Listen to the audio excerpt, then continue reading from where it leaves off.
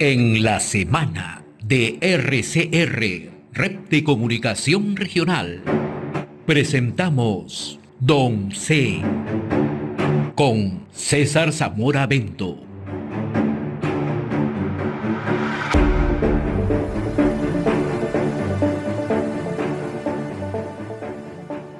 ¿Cómo te va, César? Buenos días. Muy buenos días, José. Qué gusto de estar nuevamente en tu programa. Bien, vamos a abordar el tema del desarrollo agrario y las perspectivas en el año 2024, ¿no? Considerando que ha sido el sector más golpeado, o uno de los sectores más golpeados en el año 2023. Nos gustaría echarle una mirada, en primer lugar, cuáles son las perspectivas que tenemos luego de un año complicado como fue el anterior. Bueno, dos golpes ha tenido el agro, ¿no? El primero, que es histórico, que es la falta de políticas de desarrollo agrario, precisamente. Hemos tenido ministros, han transitado ministros con muy poca visión, con muy poca capacidad para reactivar este importante sector social y económico. Y el otro golpe, no menos histórico, sino más coyuntural, es precisamente el factor climático, ¿no? Los dos se han juntado haciendo una simbiosis perversa, de tal manera que los indicadores del crecimiento del producto del sector agropecuario ha sido lamentable y parece que la tendencia es que no se reactiven las cosas a ese mismo camino de deterioro, de recesión. Ahora, ¿qué medidas debe adoptar el gobierno, ¿no?, para recuperar un sector tan importante que es una de las principales fuentes de generación de empleo, ¿no? Tanto en lo que se conoce como agricultura familiar, pero también en la agroexportación? O sea, es una palanca de desarrollo directa. O sea, ¿qué medidas de tu perspectiva? Tú eres una persona también muy vinculada al sector, has estudiado en la Universidad Agraria y conoces, ¿no?, cómo se mueve el sector agrícola. Entonces, ¿qué medidas de esa perspectiva debe plantearse el gobierno? Mira, acabas de mencionar de mi alma mater, también he estado en la Organización Nacional Agraria, que antes existía. Hemos trabajado con los arroceros, hemos trabajado con los hospitaleros, con los productores de menestras. O sea, cuando yo recuerdo, hago mis remembranzas cuando transitaba por esas ocupaciones que tenía, miraba los problemas y los problemas siguen siendo lo mismo, ¿no? Desorganización por el lado de los agricultores, falta de infraestructura productiva, en el sentido de que falta carretera, falta puentes, falta represamiento de agua, falta canales de comercialización. Entonces, como que los problemas son lejos, José. No es que recién se está descuidada, la agricultura viene sufriendo un abandono o una falta de política de desarrollo clamoroso. Mencionabas al sector agroexportación, a la agroindustria de la agroexportación. Este es un sector que ha progresado con incentivos del sector público, ¿no?, a través de unas exoneraciones arancelarias, de unas exoneraciones de ciertos impuestos. Pero además una ley de promoción agraria, ¿no?, que permitió abrir nuevos mercados, permitió generar, ¿no?, mayores inversiones. Así es. O sea, el paquete de esa ley ha tenido componentes muy interesantes, muy atractivos, y además incentivaba la estabilidad de la inversión a que los productores agrarios o agroindustriales más metidos en los negocios puedan impulsar. Ahora, el otro sector, estamos hablando de más del 90%, el sector de la agricultura pequeña, fragmentada, que se encuentra en las zonas de sierra o de ceja de selva inclusive, ese sector es el que no ha sido tratado adecuadamente. Han surgido algunas iniciativas, como por ejemplo en Jaén, San Ignacio, en Concepción, en Cusco, algunas iniciativas en Huancavelica, con eso de los Añaños, de la familia Añaños, iniciativas que sí son importantes rescatar, pero no han trascendido a la gran cantidad de familias agropecuarias que existen. Estamos hablando de cerca de 2 millones de unidades agropecuarias en todo el país, y lo que representa la agroindustria, esa agricultura que prospera, realmente es muy, muy reducido, 50.000, contando con mucha exageración unidades agropecuarias que están en ese nivel, pero que generan una importante cantidad de recursos y de divisas, y que generan empleo en una dinámica de economía de mercado. Pero el resto está entre ser agricultor y desarrollar algunas actividades complementarias a las familias rurales. Eso de allí creo yo que se tiene que tomar en cuenta para definir políticas. ¿Son agricultores? ¿Son mitad a mitad con otras actividades? ¿O qué está pasando? Porque de esto depende mucho, José, mecanismos como por ejemplo financiamiento agrario, como por ejemplo seguro agrario, como por ejemplo clúster agrario, que no se está viendo porque precisamente no se sabe en qué nivel se encuentra la agricultura de subsistencia o la agricultura pequeña en las zonas altoandinas del país. Bien, y además lo que tú tocas es bastante relevante, ¿no? Lo que se tiene que es impulsar este sector con políticas definidas, ¿no? Donde no solamente exista asistencialismo, sino que se generen nuevos emprendimientos, ¿no?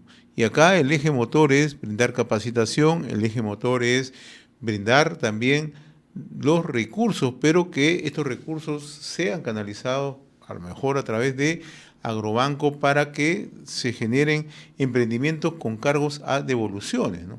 Esa es una manera, creo, más responsable de acompañar a este sector tan golpeado como es lo que se conoce como la agricultura familiar, otros lo conocen la pequeña agricultura, ¿no? Pero son los que más forman parte del componente de este sector. Mira, yo he seguido en la época que te estaba mencionando, cuando estábamos en la Organización Nacional Agraria, había un funcionario de la FAO, Polan Laki, un brasileño que ha trabajado mucho en extensión agraria a nivel de América Latina. Hoy debe estar muy, muy anciano, pero el mensaje era claro. Él decía, es imposible que la solución del agro esté por el lado del gobierno, porque ni tiene los recursos ni tiene las capacidades para hacerlo. Él decía muy concretamente, los agricultores tienen que aprender a organizarse en primer lugar para resolver los temas que se pueden resolver sin ayuda externa. Por ejemplo, organizarse en qué? En la compra de los insumos que necesitan al primer eslabón de la cadena, o sea, comprar al mayorista grandes cantidades de insumos de manera asociativa, y cuando toque vender las cosechas, el resultado de los productos, que vayan al último, al consumidor, casi al consumidor final, para poder beneficiarse de todo ese eslabón comercial que muchas veces, todos sabemos, el agricultor vende a pie de chacra, ¿no? Y un producto que le pagan 50 centavos y en el mercado está en 3 soles, ¿no? Entonces, Polan Laki la tenía clara y siempre se ha predicado eso. Los gobiernos han pretendido impulsar las asociatividades, pero siempre han fracasado, porque sencillamente hay una combinación entre generar una política autosostenible, pero también a la vez hay una política prebendaria, dando bonos, dando subsidios. Entonces, el agricultor como dice, bueno, pero si yo estoy más pobre, el Estado me va a dar más. Y no genera las potencialidades que realmente tienen para mejorar su productividad, la calidad y meterse en el mercado y resolver sus problemas económicos. Entonces, creo yo que el diseño de la política tiene que ser muy sesuda y acorde a nuestra realidad. Y ojo, acorde a las los diferentes espacios de nuestra agricultura. Es diferente la agricultura de costa, agroindustria moderna, vinculadas a los mercados, que la agricultura de sierra o de selva, ¿no? Ahora, tú mencionabas algo interesante, la asociatividad, y esto forma parte de experiencias interesantes en el país, ¿no? Con el tema del cacao, con el tema de café, ¿no? Donde estos espacios asociativos permiten incluso que ya ellos estén ganando mercados en el exterior, ¿no? Pero a la par están ligados de una u otra manera o reciben capacitación o hacen una labor de acercamiento, sinergias ya económicas con grupos empresariales privados. Allí radica el éxito. Claro, como tú, y eso le hice una pregunta una vez que entrevisté a Fernando Silloni, si es posible que este desarrollo de la agricultura en costa, ¿no?, pueda enganchar las iniciativas un poco más altas, menos desarrolladas, ¿no?, en algunos cultivos en específico, por ejemplo, palta, por ejemplo, cacao, por ejemplo, otros cultivos, en donde se pueda, digamos, ese desarrollo tecnológico, ese desarrollo de conectividad con los mercados, pueda también beneficiar a los agricultores que están menos desarrollados. Él manifestó que en algunos casos es posible, pero no en todos, porque las realidades son completamente diferentes. Y efectivamente condice con lo que nosotros experimentamos cada vez que vamos al campo.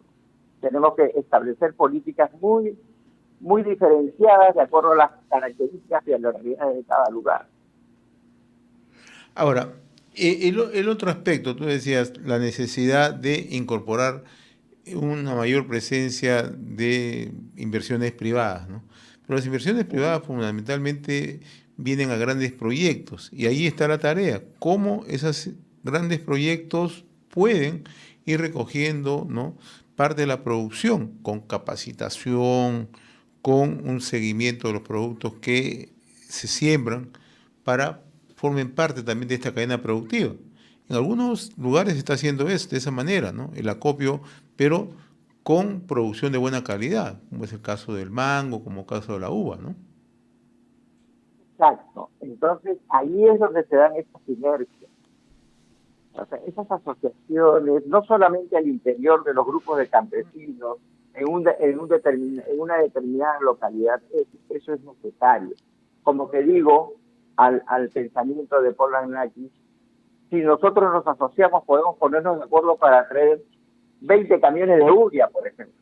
Pero si cada quien individualmente va a comprar su saquito de urea, definitivamente le va a salir mucho más caro el insumo y van a perder competitividad.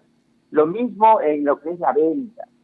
Si cada quien va a ir a poner su producto a fila de sacra, seguramente el camionero que pasa recogiendo le va a pagar un precio pequeño, pero si se organizan y acumulan un buen volumen de productos y empiezan a conversar con los mayoristas en las ciudades o con las cadenas de tiendas que existen ahora, seguramente van a tener un mejor precio. Entonces, esa capacitación que tú mencionas, José, tiene que estar orientada a eso, a hacer una capacitación, pero en servicio. O sea, ya no sería una capacitación, sería un coaching de los productores organizados para que puedan ellos desarrollarse en la parte productiva con mejoramientos tecnológicos y con insumos más cómodos en los precios y trasladar sus productos a los mercados prácticamente de transformación para el consumo final, ¿no? Así es, mi estimado César. Yo te agradezco, César, como siempre, estos minutos a través de Don C en RCR, Red de Comunicación Regional. Saludos a la distancia. Fuerte abrazo, César. Muy agradecido, como siempre. Un abrazo. Hasta luego. Conversábamos con César Zamora Bento, ¿no?, hablando sobre un tema de interés que no podemos perder de vista, ¿no?, hacia dónde va el sector agricultura. Fue nuestra secuencia Don C a través de RCR, Red de Comunicación Regional. Don C con César Zamora Bento.